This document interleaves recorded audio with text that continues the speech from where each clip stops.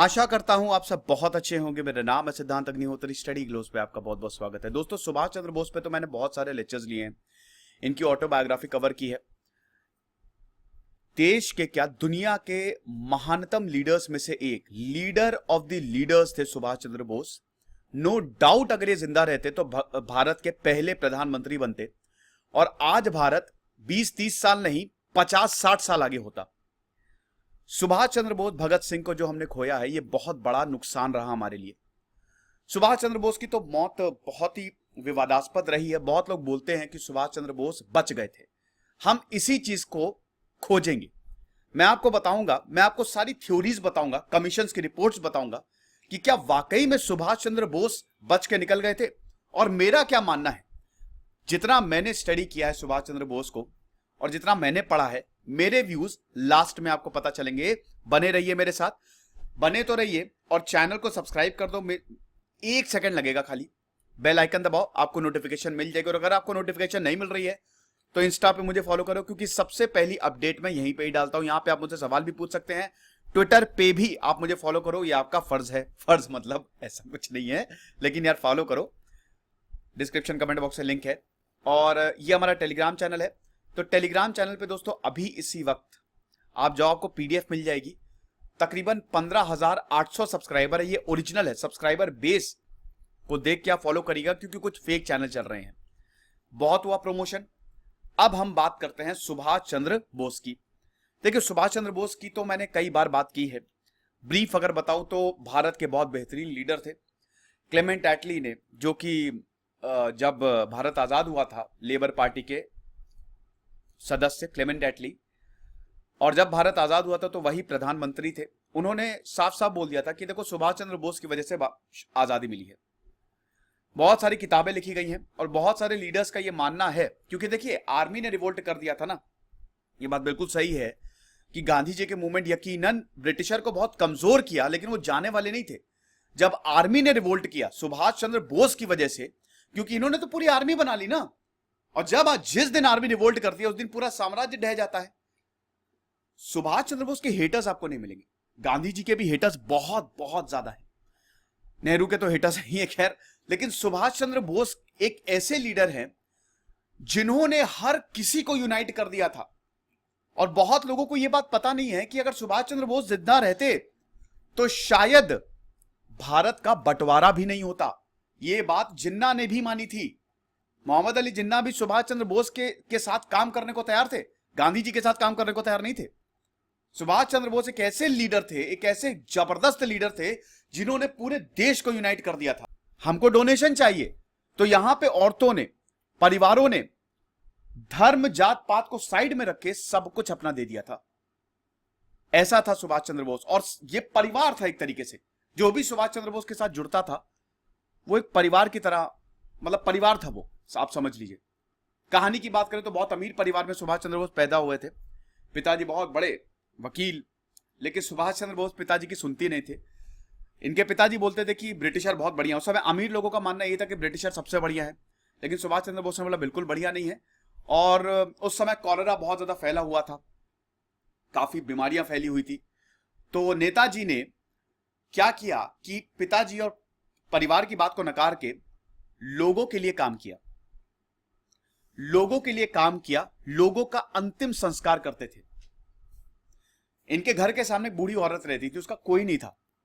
नेताजी जाते थे उसके पास। इन्होंने अपनी ऑटोबायोग्राफी एन इंडियन पिलग्रिम, जो इनकम्प्लीट बायोग्राफी है, उसमें लिखा है कि मैं उनके पास हमेशा जाता था और उनका ख्याल रखता था। मैं यह सुनिश्चित करता था कि उनको कोई प्रॉब्लम ना हो। इतने महान थे, इतने महान थे कि लावारिस लाशों का अंतिम संस्कार करते थे नेताजी। यह महानता थी। फिर गए प्रेसिडेंसी कॉलेज। प्रेसिडेंसी कॉलेज में मूड खराब, तुरंत अध्यक्ष बना दिए गए। लीडरशिप स्किल्स नेताजी में बहुत पहले से ही थी। वहां पे रिवोल्ट कर दिया। रिवोल्ट इसलिए कर दिया क्योंकि वहां पे इंडियन स्टूडेंट्स को ज्यादा तवज्जो दी नहीं पाती था। बताइए, भारत में एक कॉलेज और इंडियन स्टूडेंट्स को ही बहुत गलत तरीके से उनके साथ व्यवहार किया जा रहा है। तो यहां पे एडमिनिस्ट्रेशन के खिलाफ विद्रोह कर दिया और सुभाष चंद्र बोस को कॉलेज से बाहर निकाल दिया। बहुत बढ़िया प्रकरण बताते हैं नेताजी कि जब वो ट्रेन से वापस जा रहे थे तो उनको लग रहा था कि यार मेरा करियर क्या होगा, लेकिन एकदम से उनको ख्याल आ गया जो भी होगा साथ में मिलकर करेंगे। तो यूनिटी शुरू से ही थी। उसके बाद गए लंदन, इंग्लैंड, कैम्ब्रिज में पढ़ाई शुरू की, आईसीएस इंडियन सिविल सर्विस के लिए, जो कि उस समय भगवान था, सबसे बड़ा एग्जाम। मतलब आईसीएस जो सिलेक्ट हो गया, पहली बात तो इंडियन सिलेक्ट होते नहीं थे, जो सिलेक्ट हो गया वो एक ऐसा, मतलब समझ लीजिए कि उसको सब कुछ मिल गया। ये ब्रिटिशर जितने भी है ना, सब आईसीएस की तैयारी करते थे। जैसे आज होता है ना, आप कितने भी बड़े बन जाओ लेकिन आईएएस है, वैसे ही उस समय था, क्योंकि आपको भारत की पूरी कमान मिल जाती थी। ओके, तो सुभाष चंद्र बोस गए, खाली 6 महीने में आईसीएस क्रैक किया, जो कि 2 साल का कोर्स 6 महीने में कंप्लीट कर लिया और टॉप किया। हड़कंप मच गया भारत में और पूरी दुनिया में, लेकिन चांटा मार के वापस आ गए। जो वहां पे एडमिनिस्ट्रेटर था उसको चांटा मार के भारत वापस आ गए। आप आईएएस टॉप करे हैं, क्या आप नौकरी वो छोड़ेंगे? नहीं छोड़ेंगे। लेकिन इतना भरोसा था नेताजी को कि मैं भारत के लिए काम करूंगा। और उसके बाद फिर भारत आए, कांग्रेस से जुड़े, काम किया, जवाहरलाल नेहरू के अच्छे दोस्त बने। कभी देखिए, नेताजी का कभी कोई प्रॉब्लम नहीं थी, याद रखिएगा। ये बहुत बड़ा मिथ है, बहुत रिवर्स फैलाई जाती है, लेकिन सच्चाई ये है कि बोस मतलब नेताजी और जवाहरलाल नेहरू अच्छे दोस्त थे। गांधी जी की भी बहुत इज्जत करते थे। गांधी जी को शुरू में सबने गुरु माना था, इंक्लूडिंग भगत सिंह। गुरु नहीं, लेकिन सबको यही लगा था कि गांधी जी जो है वो आजादी दिलाएंगे। तो उसके बाद दोस्तों वक्त आगे बढ़ा। फिर उसके बाद 1939 आते आते वर्ल्ड वॉर 2 शुरू हो गया था। नेताजी की अलग राह थी, वो अलग आइडियोलॉजी पे चल रहे थे। गांधी जी की अलग आइडियोलॉजी थी। नेताजी इतने इन्फ्लुएंशियल थे, पूरी कांग्रेस पार्टी जो है वो नेताजी के इन्फ्लुएंस में आ गई थी। और जब इलेक्शन हुए, एक तरफ नेताजी खड़े थे, एक तरफ गांधी जी खड़े थे। गांधी जी तो डायरेक्टली नहीं, इनडायरेक्टली खड़े थे। गांधी जी ने अपने कैंडिडेट पट्टाभी सीतारमैया को खड़ा कर दिया था। त्रिपुटी सेशन होता है जिसमें बोस गजब तरीके से जीते। 1939 में बोस अध्यक्ष चुन लिए गए कांग्रेस के। कांग्रेस बदल जाती, पूरी कांग्रेस पलट के रख देते ये। लेकिन बहुत बहुत शांत, बहुत गंभीर थे नेताजी। जब उनको लगा कि गांधी जी बहुत नाराज हो गए, क्योंकि गांधी जी ने तो साफ बोल दिया था, Pattabhi defeat is my defeat. उसके बाद नेताजी ने विड्रॉ कर लिया। और देखिए, यहां पे गांधी जी को भी आप गलत मत समझिए, आइडियोलॉजिकल डिफरेंस थे। नेताजी ने विद्रोह नहीं किया और उसके बाद नेताजी फिर पहले गए जर्मनी, ठीक है, नहीं, उसके बाद नेताजी को अरेस्ट कर लिया था अंग्रेजों ने, लेकिन उसके बाद वहां से भी भाग निकले और फिर गए जर्मनी। जर्मनी से हिटलर से मिले, वो मैंने लेक्चर ऑलरेडी बनाया हुआ है। जब हिटलर से मिले तो क्या हुआ, हिटलर ने जो भी प्रिजनर्स ऑफ वॉर थे वो दे दिए यहाँ पे नेताजी को कि आप अपनी आर्मी बनाओ। और उसके बाद गए जापान और वहां पे अपनी आजाद हिंद फौज बनाई। कोहिमा और इम्फाल में ज्यादा कामयाबी मिली नहीं, आजाद हिंद फौज को हार झेलनी पड़ी। बहुत आधी से ज्यादा आर्मी खत्म हो गई, और जो नहीं भी खत्म हुई वो बीमारियों से मर गए, मैल न्यूट्रिशन से मर गए। तो कंडीशन बहुत ज्यादा खराब थी।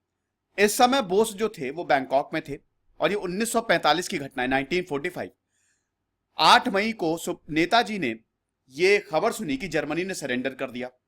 जर्मनी नेताजी का साथ दे रहा था। अब देखिए, नेताजी, यहां से प्रॉब्लम शुरू होती है, क्योंकि नेताजी ब्रिटिशर के रेडार पर थे। नेताजी ने सोचा था कि आजाद हिंद फौज ब्रिटिशर को मार भगा देगी। भगाया, लेकिन डायरेक्टली नहीं भगाया, इनडायरेक्टली भगाया। अब ये ब्रिटिशर रेडार पे थे कि बस नेताजी को ढूंढ के लाओ कहीं से। तो जब जर्मनी ने सरेंडर किया 8 मई को, तब नेताजी को लगा अब शायद प्रॉब्लम हो सकती है। तो ये इनका प्लान था। नेताजी का प्लान ये था, देखिए ये 1945 की घटना है ये। तो 1945 में ये सिंगापुर में थे। सिंगापुर से आजाद हिंद फौज ऑपरेट होती थी। फिर इनको जाना था, सिंगापुर और मलेशिया में ये थे। फिर इनको जाना था थाईलैंड। बैंकॉक पहुंचे ये। बैंकॉक से यहां पे साइगॉन पहुंचे ये 17 अगस्त को, ठीक है। 17 अगस्त को बैंकॉक से निकले साइगॉन के लिए, और 17 अगस्त को साइगॉन पहुंचे। और उसके बाद ये वियतनाम, यहां पे वियतनाम कह रहा हूं, मतलब साइगॉन जो है वो वियतनाम में है, साइगॉन एयरपोर्ट। उसके बाद फिर ये ताइवान पहुंचे और यहां पे ही घटना हुई। वैसे जाना इनको जापान था, ठीक है, यहां पे ये देख सकते हैं आप, यहां पे ही घटना हुई। और जाना इनको जापान था, लेकिन अनफॉर्चुनेटली वो हो ही नहीं पाया। यहां पे ही नेताजी का प्लेन क्रैश हो गया, जो स्टोरीज बताई जाती हैं। तो अब हम कंट्रोवर्सीज को देखते हैं कि क्या वाकई में प्लेन क्रैश हुआ था कि नहीं। अगले 2 महीने नेताजी ने, जून जुलाई 1945 नेताजी ने सिंगापुर में ही गुजारे। फिर उसके बाद जो बचे हुए थे उनके लिए फंड्स इकट्ठा किए नेताजी ने। अब यहां पे खबर यह भी पता चली कि कांग्रेस ब्रिटिशर के साथ बातचीत करना शुरू कर दिया है। नेताजी इसके बिल्कुल खिलाफ थे कि कांग्रेस मुस्लिम लीग, इनको ब्रिटिशर के साथ बात नहीं करनी चाहिए। सीधा बोल दिया था नेताजी ने कि यह बिल्कुल गलत है। अगस्त 1945 आता है। अब अगस्त जब शुरू हुआ तो बहुत तेजी से इवेंट्स आगे बढ़ते हैं। ब्रिटिशर ने बोला कि हम मलाया को इन्वेड कर देंगे। अमेरिका के ऊपर प्रेशर बनाया कि आप यहां पे बॉम्बिंग करिए, क्योंकि कुछ दुश्मन यहां पे भी छुपे हुए हैं। मतलब नेताजी से कहने का मतलब था 3 अगस्त 1945 में को नेताजी को यह मैसेज मिला कि आप तुरंत साइगोन छोड़ दो। जो जनरल इसोदा थे, अभी तक यहां पे जापान पे बॉम्बिंग नहीं की है, जापान पे न्यूक्लियर बॉम्ब नहीं छोड़ा है। ठीक 6 दिन पहले यहां पे 3 अगस्त को नेताजी को यहां पे जनरल इसोदा ने बोला कि आप तुरंत साइगोन छोड़ दो, क्योंकि अब प्रॉब्लम हो सकती है। और 10 अगस्त को नेताजी को यह पता चला कि सोवियत यूनियन ने मंचूरिया को इन्वेड कर दिया और फिर एटॉमिक बॉम्ब हिरोशिमा और नागासाकी में गिर गए। 16 अगस्त को फाइनली हम ये देखते हैं कि जापान ने अनकंडीशनल सरेंडर कर दिया। और तब नेताजी ने डिसाइड किया, क्योंकि देखिए जापान भी हार गया, जर्मनी भी हार गया, तो नेताजी के पास कोई चारा नहीं था। और तब नेताजी ने डिसाइड किया कि अब हम साइगोन की तरफ जाएंगे। अच्छा सॉरी, मैंने ये बोल दिया था साइगोन छोड़ दो, सॉरी। 3 अगस्त को जनरल इसोदा ने बोला था कि अब साइगोन की तरफ चले जाओ, साइगोन चले जाओ, है ना। तो साइगोन में जाओ। तो जब सबने सरेंडर किया तब नेताजी साइगोन के लिए रवाना हुए। अब हम दोस्तों देखते हैं इसके बाद क्या हुआ। 16 अगस्त का दिन था। 16 अगस्त को नेताजी साइगोन के लिए रवाना हुए। जापान ने सरेंडर कर दिया था सिंगापुर में। और नेताजी और उनकी पार्टी साइगोन एयरपोर्ट पे पहुंची। तो दोपहर में 17 अगस्त को साइगोन एयरपोर्ट पे आए। देखिए बोस चाह रहे थे कि वो ब्रिटिश के हाथों ना लगे, भले ही वो सोवियत के हाथों लग जाए। उनके पास ये एक ऑप्शन था कि वो सोवियत, चाइना और सोवियत पे वो भरोसा कर रहे थे, कम्युनिस्ट पे भरोसा कर रहे थे। तो दोस्तों 17 अगस्त के आसपास, दोपहर की बात है ये, मतलब 17 अगस्त को बोस जब साइगोन एयरपोर्ट पे आए तो वहां पे एक Mitsubishi KI-21 heavy bomber plane ready था, जिसका कोड नेम सैली था। और यहां पे बोस का वेट कर रहे थे हर कोई। तो नेताजी आए और जो ग्रुप था उसमें नेताजी के सबसे करीबी कर्नल हबीबुर रहमान थे और सेक्रेटरी SA अय्यर थे, जो कि उनके कैबिनेट के मेंबर थे। मेजर आबिद हसन भी थे। लेकिन दोस्तों जब यहां पे पहुंचे तो उनको पता चला कि प्लेन में खाली एक ही INA पैसेंजर जा सकता है। बोस ने कंप्लेन की कि यार ऐसा कैसे। नेताजी ने बोला कि चलो कोई बात नहीं, ठीक है। बोस और नेताजी, जब भी मैं बोस बोलूं या नेताजी बोलूं तो एक ही है। तो नेताजी ने बोला कोई बात नहीं, मैं हबीबुर रहमान को ले जाऊंगा, जो मेरे सबसे करीबी हैं। प्लेन में बैठ गए। प्लेन में बैठी तो काफी डिले भी हुआ, 2-3 घंटा फ्लाइट डिले हो गई। ऐसा इसलिए था क्योंकि कुछ लोग बोस को साइन ऑफ करने भी आए थे। नेताजी को काफी गिफ्ट्स भी दिए। तो प्लेन वैसे ही भारी हो गया था। और प्लेन में कुछ ऐसा बताया जाता है कि प्लेन में काफी दिक्कतें भी आ रही थी। ठीक है, प्लेन के इंजन में शुरुआत से ही प्रॉब्लम थी। इतने बड़े लीडर को आप ले जा रहे हो और प्लेन के इंजन में शुरुआत से ही दिक्कत थी, ऐसा हिसाब किताब था। तो अब हम ये देखते हैं कि जैसे ही प्लेन जो है वो उड़ने जा रहा था, तुरंत एक बहुत ही तेजी से आवाज आती है। प्लेन जो है वो इंजन की वजह से डगमगा गया और राइट साइड में चला गया। और हम ये देखते हैं कि प्लेन क्रैश हो गया और 2 पार्ट में टूट गया और वहीं प्लेन ब्लास्ट हो गया। इसमें जो पायलट था, को पायलट था और जनरल शीडिया थे, वो मर गए। कुछ लोग बोस के साथ थे, नेताजी के साथ थे, वो ऑन द स्पॉट मर गए। रहमान बच गए थे, हबीबुर रहमान, और वो एकदम ही वॉज एक्चुअली स्टन्ड। इस हादसे में हबीबुर रहमान बच गए थे और उन्होंने बताया था कि नेताजी को बचाने की उन्होंने कोशिश की, लेकिन उनकी जान चली गई।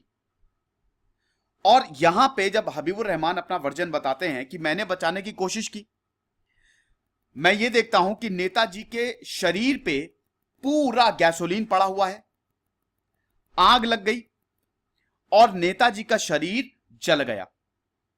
मैं उनको बचाने के चक्कर में मेरे हाथ भी जल गए और इस तरीके से नेताजी की मौत हुई। हालांकि जब हॉस्पिटल ले जाया जा रहा था तो यहां पे जो सर्जन इंचार्ज थे हॉस्पिटल के, डॉक्टर तानियोशी योशिमी, वो बोलते हैं कि उस समय तो बोस जिंदा थे जब हॉस्पिटल आए थे। बोस के कपड़े जल चुके थे और उनको ब्लैंकेट उड़ाई गई थी। लेकिन जैसे ही हमने बोस को ट्रीट करना शुरू किया, उनमें जान नहीं थी और हमने बचाने की कोशिश की, लेकिन नेताजी कोमा में चले गए और रात के 9 और 10 बजे के बीच में उनकी मौत हो गई। उसके बाद नेताजी का अंतिम संस्कार किया गया ताई होकू क्रेमेटोरियम में 2 दिन बाद 20 अगस्त 1945।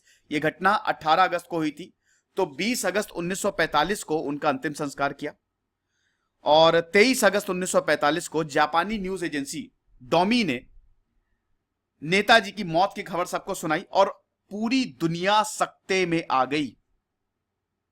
पूरी दुनिया।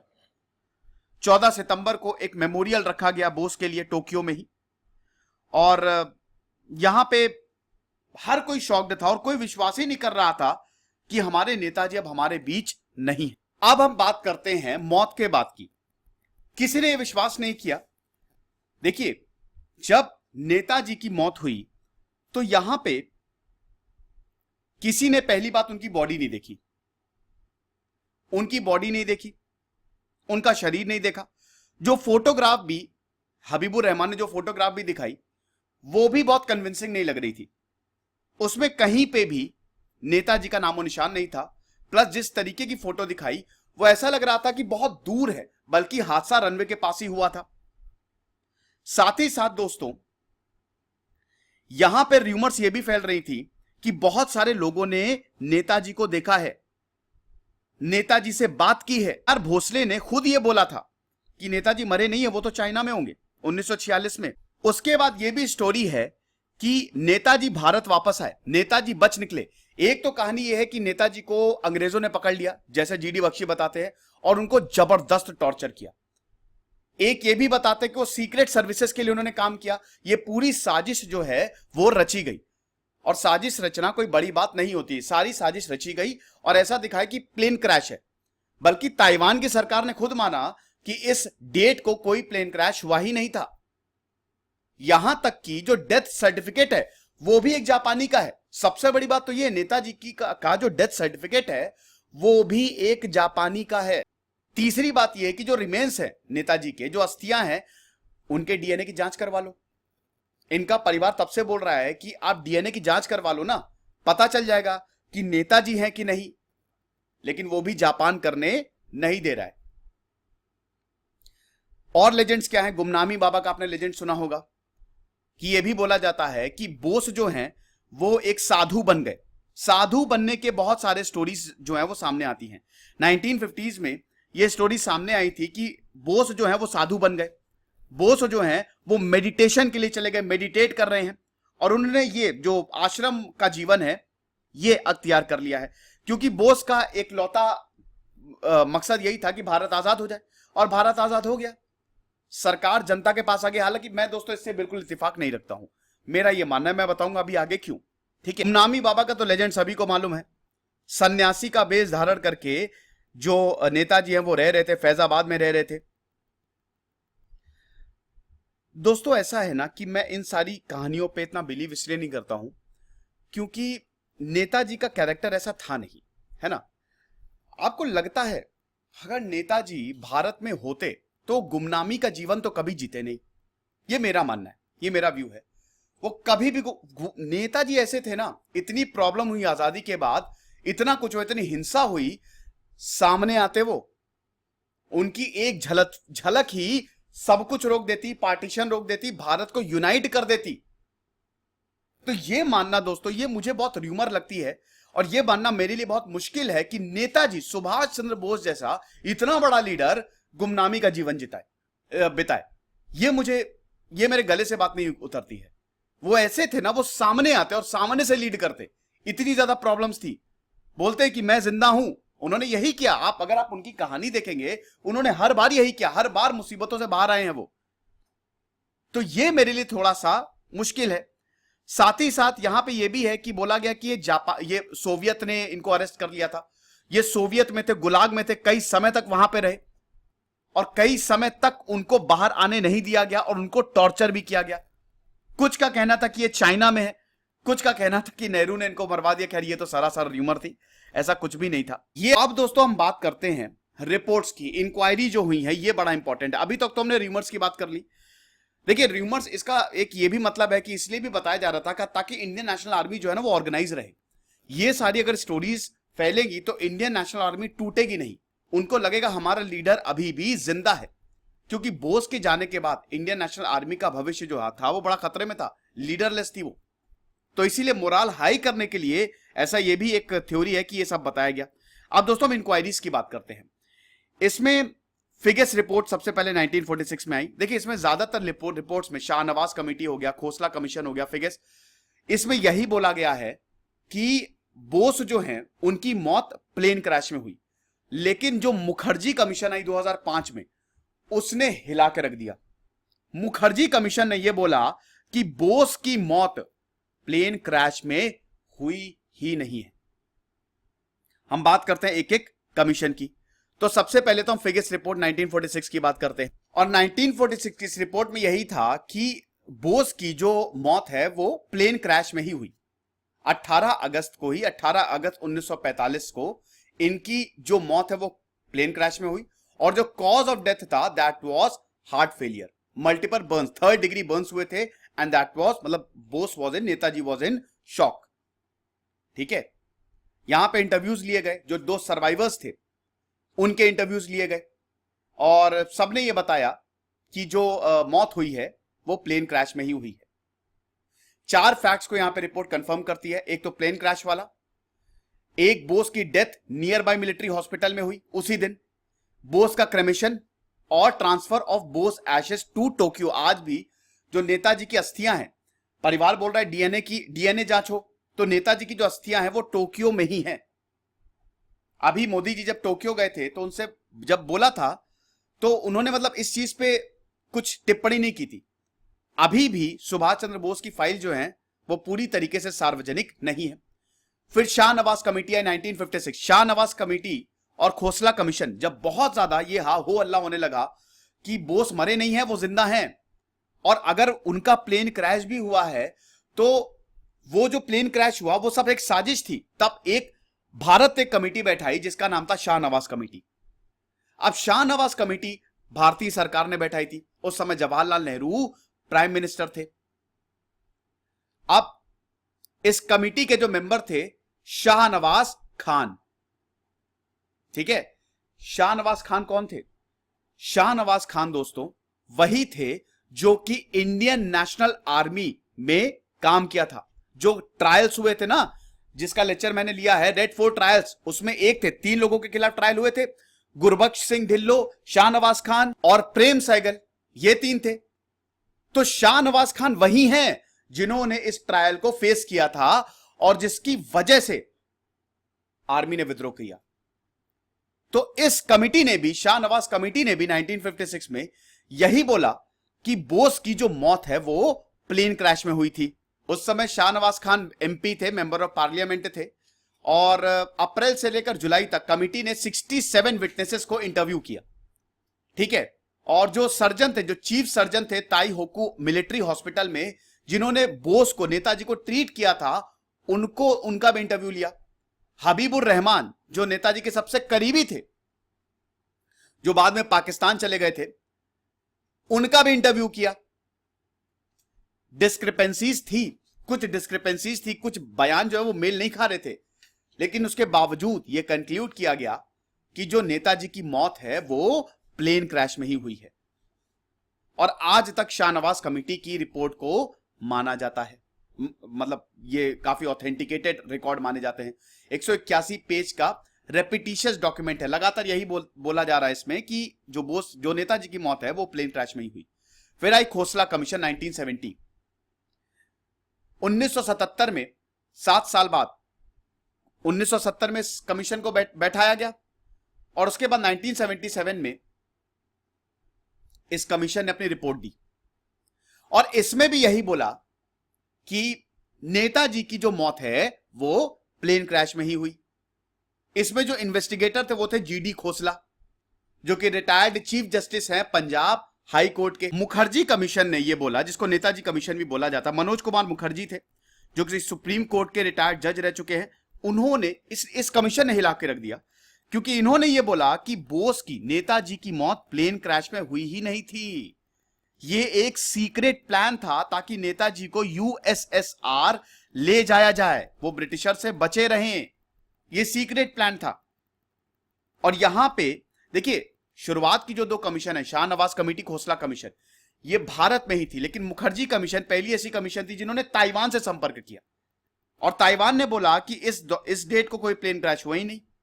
साथ ही साथ जो डेथ सर्टिफिकेट, जो रिंकोजी टेम्पल में जो राख रखी गई है, जो रिमेन्स हैं नेताजी के, वो तो एक चाइनीज सोल्जर के हैं। हिला के रख दिया था पूरे, इस कमीशन ने पूरे देश को हिला के रख दिया कि नेताजी प्लेन क्रैश में नहीं मरे। 17 मई 2006 को इसको टेबल किया गया, इंडियन पार्लियामेंट में बताया गया इस रिपोर्ट को, और सरकार ने इसको ठुकरा दिया। ऐसा था। जापानी सरकार ने क्या बोला 1956, और 2016 में इसको डीक्लासिफाई किया गया। जापानी सरकार ने investigation on the cause of death and others matters of late Subhash Chandra Bose, ये लंबी चौड़ी रिपोर्ट को पब्लिश किया। 1 सितंबर 2016 को इसको डीक्लासिफाई किया गया, और यहां पे इस रिपोर्ट में भी यही पाया गया कि नेताजी की जो मौत थी वो प्लेन क्रैश में ही हुई थी, ताइवान में। 18 अगस्त 1945 को ही इनकी मौत हुई थी, बट इसको पब्लिक नहीं किया गया, लेकिन 2016 में इसको डीक्लासिफाई किया। कुछ दस्तावेजों के हिसाब से ये साबित है कि बोस जो है, या तो वो बच के निकल गए थे या फिर वो सोवियत में हैं, ऐसा भी है। लेकिन दोस्तों, मैंने बताया कि ये सब तो रिपोर्ट्स कह रही हैं, कंट्रोवर्सी बहुत ज्यादा है, और जब तक इसकी प्रॉपर कमीशन, मतलब यहां पे जापानी सरकार, भारत सरकार साथ में मिलके जब तक एक प्रॉपर रिपोर्ट डेवलप नहीं करेगी, प्रॉपर इन्वेस्टिगेशन नहीं करेगी, तब तक कुछ नहीं होगा। ये रूमर्स ही रहेंगी। उसके बाद जितनी भी फाइल्स हैं, हालांकि अभी काफी फाइल्स को पब्लिक भी किया गया है, लेकिन जितनी भी फाइल्स है बोस की, उनको पब्लिक किया जाए। मेरा मानना यह है दोस्तों, मैं पक्के तौर पे नहीं कह सकता, बट हां इतना मुझे जरूर है कि गुमनामी बाबा के बारे में बहुत बोला जाता है और बहुत लोग बोलते हैं, लेकिन जितना मैंने पढ़ा है बोस के बारे में, वो कभी छुप के जीवन नहीं बिताते। वो छुप के जीवन बिताने वालों में से है ही नहीं। हालांकि अगर आप गुमनामी बाबा के बारे में पढ़ेंगे तो आप जो बोस के पास उस समय था, जो वो घड़ी पहनते थे, जो कपड़े पहनते थे, वॉर की तस्वीरें, वो सब उनके पास से मिली हैं। लेकिन वो ऐसे नहीं थे कि वो छुप जाएं, क्योंकि आजादी के बाद भारत के पास बहुत मुसीबतें थी, और मुसीबतों से कभी भी डर के बोस नहीं भागते थे, वो हमेशा सामने आते। कंट्रोवर्सी जैसा कि मैंने बताया बहुत है। प्लेन क्रैश हुआ, इसका मुझे वाकई में थोड़ा सा उम्मीदें कम लगती हैं, और मेरे हिसाब से शायद बोस की मौत प्लेन क्रैश में नहीं हुई थी। लेकिन दोस्तों, वो तभी पता लग सकता है जब एक प्रॉपर कमेटी, एक निष्पक्ष कमेटी बैठाई जाए, जिसमें जापान की भी सरकार, जो रिमेन्स रखे हैं बोस के, उसकी डीएनए टेस्टिंग हो, और भारत की भी सरकार साथ में काम करे, वंस एंड फॉर ऑल इस मैटर को शांत किया जाए, वरना तो ऐसे ही रूमर्स फैलती रहेंगी। तो आप मुझे बताइए कमेंट बॉक्स में आपका क्या मानना है।